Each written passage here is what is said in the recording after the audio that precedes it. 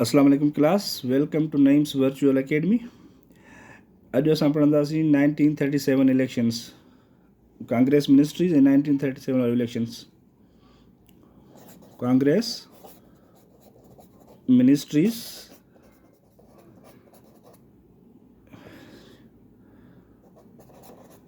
1937 to 1939। ठीक, हाणे first of all असां डिस्कस कंदासीं त कांग्रेस मिनिस्ट्रीज़ कीअं ठहियूं।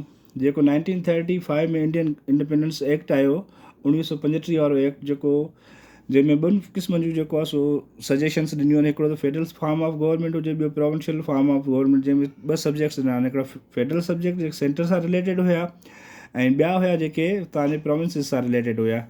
पर जेको फेडरल सां रिलेटेड सब्जेक्ट हुया उहे त प्रोमलगेट न थिया, अमल में न आया। पर जेके प्रोविंशियल सब्जेक्ट्स हुया उहे जेको आहे सो अमल में आया। प्रोविंशियल सब्जेक्ट्स जेके हुया, प्रोविंशियल सब्जेक्ट्स, ठीकु, उहे जेको आहे सो प्रोमलगेट थी विया।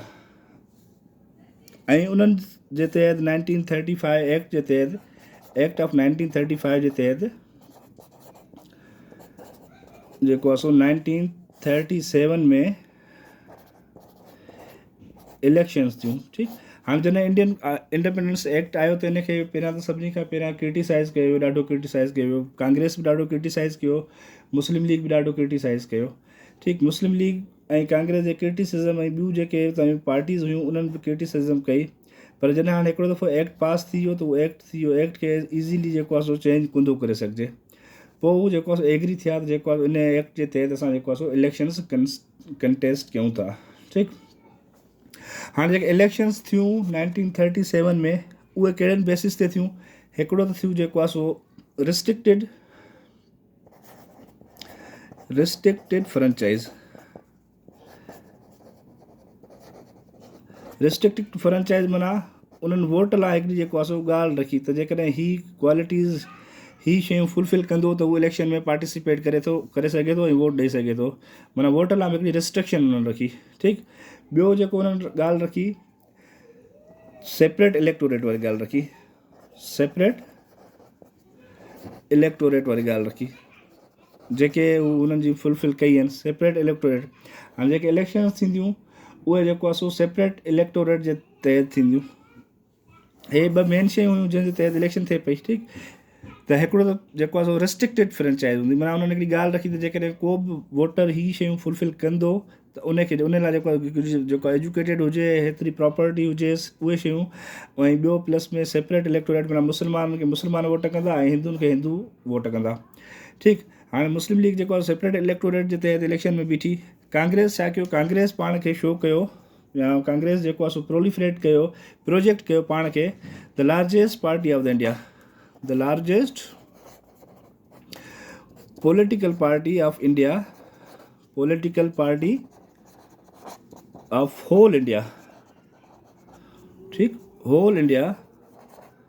ठीकु, माना कांग्रेस चए पई त सिर्फ़ु जेको आहे सो कांग्रेस ई आहे पार्टी जेका पूरी इंडिया जी रिप्रेज़ेंटेशन करे थी। माना मुस्लमान हुजनि चाहे जेको आहे सो हिंदू हुजनि। हाणे छा थियो, इन्हनि ॿिन्ही पार्टी जे विच में ॾाढो टफ कॉम्पिटिशन थींदो आहे। इलेक्शन में टफ कॉम्पिटिशन थींदो आहे, मुस्लिम लीग ऐं टफ कॉम्पिटिशन थींदो आहे ॾाढो। ठीकु, हाणे कॉम्पिटिशन टफ थियण जी सूरत में छा कंदो आहे, हिकु त जेको आहे सो मुस्लिम लीग वारा जेको आहे सो पंहिंजा माण्हू बीहारींदा आहिनि जिथे मुस्लिम मेजॉरिटी हूंदी आहे। मुस्लिम मेजॉरिटी एरियाज़ में, मुस्लिम मेजॉरिटी एरियाज़ में मुस्लमाननि जा माण्हू बीहंदा आहिनि, जंहिंमें तव्हांजी थी वई सिंध थी वई, बंगाल थी वियो, ठीकु आहे, बिहार थी वियो, NWFP थी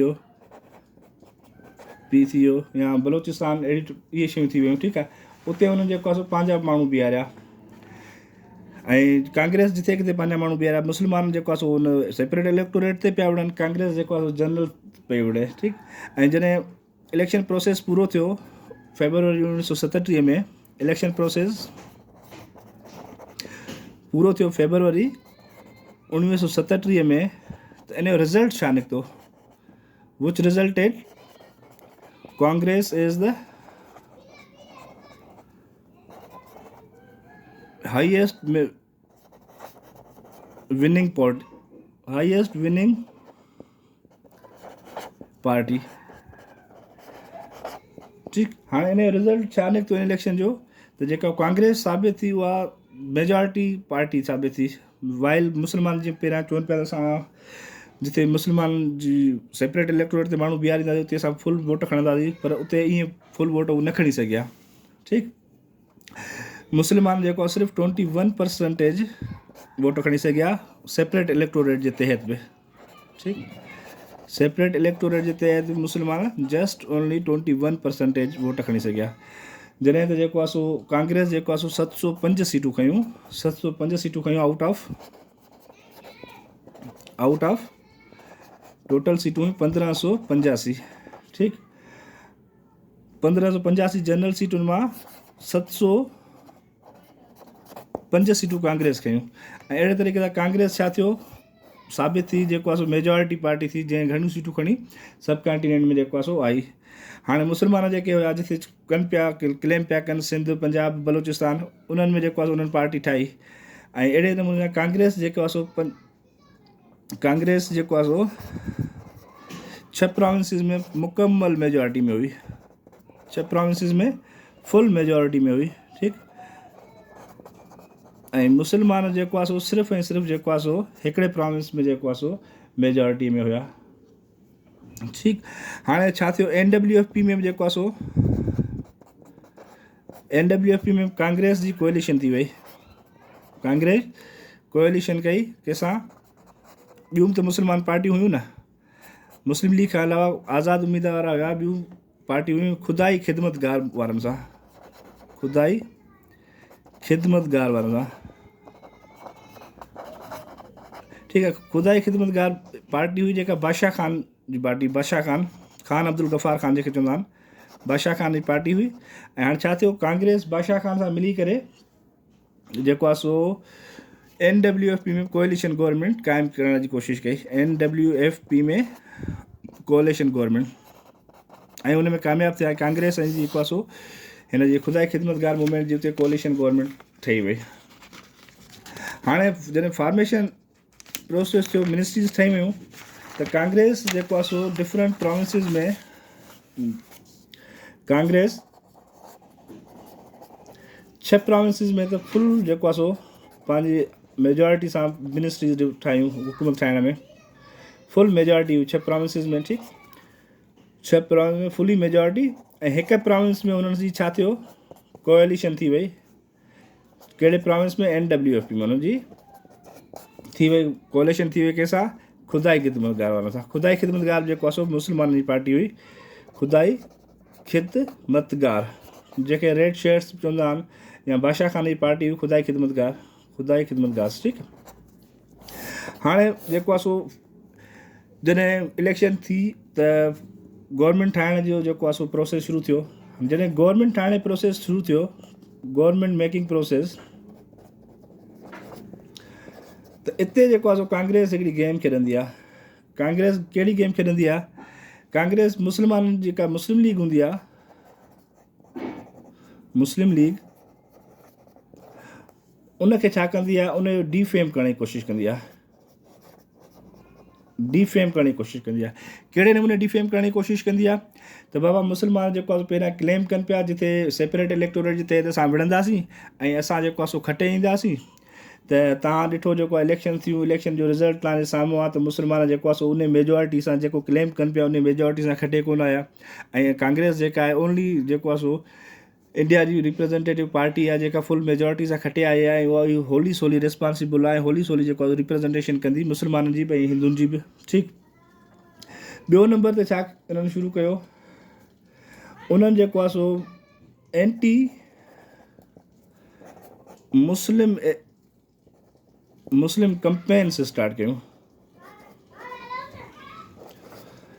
एंटी मुस्लिम कंपेन्स स्टार्ट कयूं, सेम एज़ द केस जीअं उनखे डिफेम कनि पिया, उनजे ख़िलाफ़ु जेको आहे सो एंटी मुस्लिम जेको आहे सो कंपेन्स स्टार्ट कयूं।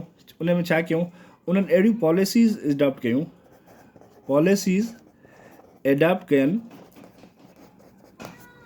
जेके मुस्लमाननि जे लाइ रिलीजियस, सोशली पॉलिटिकली अगेंस्ट हुयूं। ठीकु, हाणे उन्हनि जी पॉलिसी जेको मुस्लमाननि जे दीनी तौर ते उनजे अगेंस्ट हुयूं, उनजे रिलीजियस सोशल उनजे ट्रेड्स जे ख़िलाफ़ु हुयूं, हर शइ जे ख़िलाफ़ु हुयूं। ऐं उन्हनि हिकिड़ो एंथेम इंट्रोड्यूस करायो, तरानो, वंदे मातरम। वंदे मातरम। हाणे उहो जेको वंदे मातरम स्टार्ट थियो, तरानो उन्हनि इंट्रोड्यूस करायो, उहो हर स्कूल ऑफिस या जेके पब्लिक सेक्टर जायूं हुयूं उते वंदे मातरम जेको आहे सो हलंदो। वंदे मातरम माना हिंदुनि जे फेवर में हूंदो, हिंदुनि जो जेको आहे सो तरानो हुयो। अहिड़े नमूने सां जेको आहे सो उहो हर तरीक़े सां मुस्लमाननि जे सेंटीमेंट्स खे जेको आहे सो पोइते कंदा पिया वञनि, मुस्लमाननि जे सेंटीमेंट्स खे जेको आहे सो नुक़सानु पहुचाईंदा पिया वञनि। ऐं हिकु ॿियो छा कयो, जेको हिकिड़ो प्रोविंस हुयो जिते मुस्लिम लीग मेजॉरिटी में हुई, त उन्हनि मुस्लिम लीग खे बि चइबो आहे कांग्रेस जी सपोर्ट कयो। छा कयो? कांग्रेस जी सपोर्ट कयो। ठीकु, उहो यूपी प्रोविंस हो। ठीकु, यूपी में मुस्लमाननि कांग्रेस जी सपोर्ट लाइ उन्हनि खे चयनि, छा चयनि, शर्त रखियनि त कहिड़ी शर्त तव्हां असांजी सपोर्ट कंदव, डिज़ॉल्व कंदव ऑल इंडिया मुस्लिम लीग जा जेके बि तव्हांजा पार्लियामेंट्री बोर्ड्स आहिनि, पार्लियामेंट्री बोर्ड्स जेके हूंदा तव्हां उन्हनि खे डिज़ॉल्व कंदव। ॿियो नंबर ते तव्हां छा कंदव, जेके ऑल इंडिया मुस्लिम लीग जा मेंबर्स हूंदा उहे डिसफंक्शनल हूंदा, मेंबर्स डिसफंक्शनल हूंदा। ठीकु आहे, उनजो को फंक्शन न हूंदो।